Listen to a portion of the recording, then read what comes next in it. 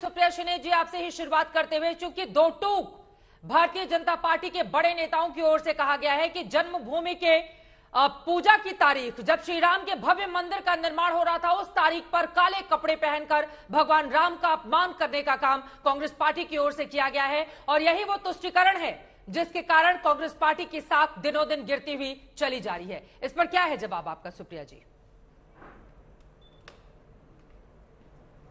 मैं अमित शाह जी की बौखलाहट और घबराहट अच्छी तरह से समझ सकती हूं। फाइनली महंगाई का वो जन आक्रोश उन कानों तक भी पहुंच गया जिन कानों पर जूं नहीं रेंगती थी। पूरे दिन के बाद किसी तरह से कोई कवायद नहीं कर सके। जब पैरों के तले जमीन खिसकने लगी और जनता की आवाज हम उठा पा रहे थे और महंगाई की चर्चा चल रही थी हर जगह, अमित शाह जी ने एक नया शगुफा छोड़ा। ये कुछ नहीं है, ये शगुफा है, एक बीमार मानसिकता का परिचय है। ये पहली बात मैं कहूंगी। मुझे खुशी है कि आवाज गूंजती हुई उन कानों पर पहुंची जिसके ऊपर जूं नहीं रेंगती थी। दूसरी बात, मैं एक हिंदू होने के नाते कहती हूं, मैं एक प्रैक्टिसिंग हिंदू हूं। हिंदू धर्म में कोई पूजा पाठ महीने की 4 या 5 तारीख को देखकर नहीं, रीति रिवाज पूजा पाठ आपके नक्षत्र देखकर होता है। राम मंदिर का भी पूजा पाठ 5 अगस्त के दिन नहीं हुआ था। राम मंदिर का भी पूजा पाठ नक्षत्र देखकर हुआ था, जो हर साल बदलते हैं। हिंदू धर्म को फॉलो करने वाले ये बात अच्छी तरह से जानते हैं। जैसे आप, मुझे लगता है हम काफी घरों में, हम मेरे घर में तो होता ही, हम तिथि के अनुसार बर्थडे भी एक दूसरे का मनाते हैं। हिंदू धर्म में ये होता है। शाह जी शायद इसको ना जानते हो। तीसरी इंपॉर्टेंट बात मैं ये जरूर कहना चाहती हूं कि ये बौखलाहट और घबराहट अच्छी चीज है। असल में लोगों के जो मुद्दे हैं, महंगाई और बेरोजगारी, उनके उठाने वालों के आप कपड़े फाड़िएगा, महिलाओं को आप घसीटिएगा, बदतमीजियां करवाइएगा अपनी कठपुतली पुलिस से। और अंतिम बात ये कह दूं, जिस भगवान राम का सहारा ले रहे हैं, उस भगवान राम के बारे में एक ही लाइन है, दैहिक दैविक भौतिक तापा, राम राज नहीं कहूं व्यापा। जहां पर कमर तोड़ रहे हैं जनता की महंगाई से, वो भगवान राम, आप गरीबों का मुंह का निवाला छीन रहे हैं, वो भगवान राम आपसे खुश नहीं होंगे। ठीक है, जवाब ले लेते हैं प्रेम शुक्ला जी। शगुफे छोड़ना बंद करने के बजाय सरकार को महंगाई, कांग्रेस पार्टी का सीधा आरोप है, महंगाई पर जब जब घिरती है सरकार, तब तब मंदिर मस्जिद आगे करती है। क्या है इस पर जवाब आपका?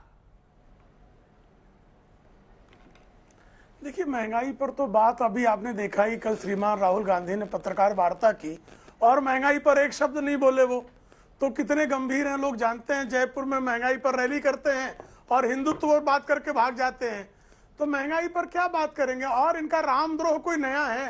राम मंदिर पर ताला किसने लगाया? पंडित जवाहरलाल नेहरू ने। आपने राम मंदिर का शिलान्यास होने के बाद उसका मंदिर निर्माण किसने रोका? तो राजीव गांधी ने। राम मंदिर की जगह पे बाबरी मस्जिद बनवाएंगे, ये कांग्रेस ने जो है संसद में संकल्प लिया कि नहीं लिया? अटकाने भटकाने लटकाने के लिए वकील कांग्रेस ने दिए कि नहीं दिए? प्रभु राम को काल्पनिक पुरुष कांग्रेस ने कहा कि नहीं कहा? जो मंदिर जाते हैं लड़कियां छेड़ते हैं, ये श्रीमान राहुल गांधी का वक्तव्य है कि नहीं है? तो स्वाभाविक तौर पर देखिए, काला कपड़ा पहनकर बहुत दिनों से उनका प्रदर्शन चल रहा था। बाकी दिनों में काला कपड़ा पहनने का आह्वान नहीं किया गया। चूंकि 5 अगस्त राम जन्मभूमि पर भव्य दिव्य राम मंदिर के निर्माण का शिलान्यास का दिन, इसके कारण जो है उनको पीड़ा थी कि अपने जो उनके साथी हैं, वैश्विक जो साथी सेकुलर बिरादरी है, उसको संदेश दे रहे थे कि अभी भी हम, आपको ध्यान होगा 6 दिसंबर 1993 से लगातार कांग्रेस की तमाम इकाइयां जो हैं वो हमेशा जो है बाबरी की शहादत दिवस मनाया करती थी। अब वो राम जन्मभूमि का जो है निर्माण का शिलान्यास का दिन है, तो उसपे काले कपड़े पहन रहे हैं। पहले ये 6 दिसंबर वो काले कपड़े पहनते थे, अब 5 अगस्त को पहन रहे हैं। इनका तुष्टीकरण का जो इनकी नीति जो है वो भली भांति लोग जानते हैं। राम मंदिर की तिथि तो थी ना, ये बात तो सच है, तो उससे जोड़कर अगर देखा जा रहा है तो क्या गलत है? और जो आरोप आपके ऊपर लगाए गए हैं प्रेम शुक्ला जी की ओर से, उस पर भी जवाब दीजिए सुप्रिया जी। बेबुनियाद और निराधार आरोपों का मैं जवाब नहीं देती हूं, लेकिन जो इन्होंने 2 सफेद सपाट झूठ आकर टीवी चैनल पर बोले, वो इनकी सरकार ने ही तथ्यों को वो कर दिया। इन्होंने क्या कहा? राहुल गांधी जी ने महंगाई की बात नहीं करी। राहुल गांधी जी ने सिर्फ महंगाई की बात करी, उनसे जो सवाल पूछेगा उसका जवाब भी दिया। इनके लोगों ने उस पर बयानबाजी भी करी पार्लियामेंट के बाद, और ये कह रहे हैं बात नहीं करी महंगाई पर। पहला सफेद झूठ। दूसरा, मुझे ऐसा लगता है कुंठित मानसिकता में ना कभी किसी का विरोध करते करते हम इतने कुंठित हो जाते हैं कि तथ्यों से अपना संबंध तोड़ लेते हैं।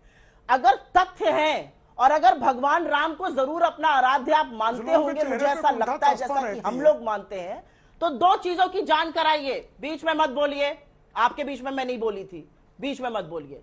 दो चीजों की जांच कराइए। अयोध्या में जो धड़ाधड़ भगवान राम के नाम पर जमीनों का खरीद फरोख्त और धांधली हुई है, उस पर जांच करा लीजिए।